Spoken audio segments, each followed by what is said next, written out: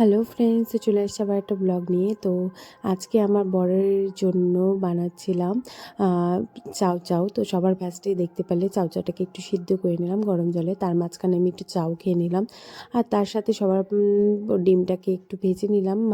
তারপরে আমার বর আমাকে হেল্প করার জন্য চলে এসেছিলো, একটুখানি সবজি কেটে আমাকে সাহায্য করে দিল।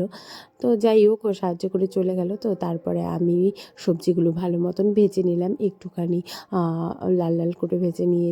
তার মধ্যেখানে একটু মশলাও দিয়েছিলাম, একটু হলুদ, জিরা গুঁড়া আর একটুখানি ম্যাগি মশলাও দিয়েছিলাম। তো তারপরে চাউমিনটা একটু ভাজা ভাজা করে নেওয়ার পরে লবণ ভালো মতন ভাজা টাজা দিয়ে আর ব্ল্যাক পেপার দিয়েছিলাম, সেটা দিয়ে ভালো মতন ভেজে নিয়ে চাউমিনটাকে দিয়ে দিলাম। আর চাউমিনটাকে দেওয়ার পরে চাউমিনটাকে ভালো মতন করে একটুখানি কষিয়ে নিলাম, যাতে চাউমিনটা একটু লেগে লেগে না যায়।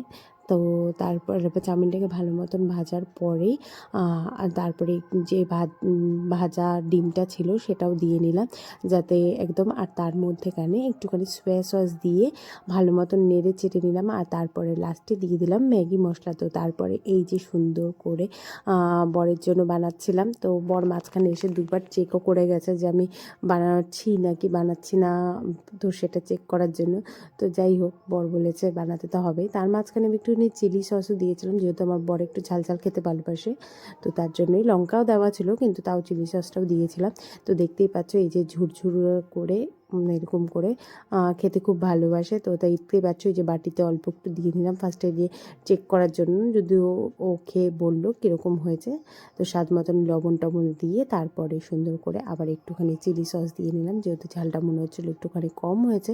তো তারপরে এই যে আবার দিয়ে দিলাম, আর তার সাথে এই যে বাটিতে করে অল্প একটু ওকে দিয়ে চেক করালাম যে কীরকম হয়েছে সেটা খেয়ে বলো, নাহলে লবণ কম থাকলে পরে আবার একটু লবণ টবণ দিয়ে ঠিক করে নিব।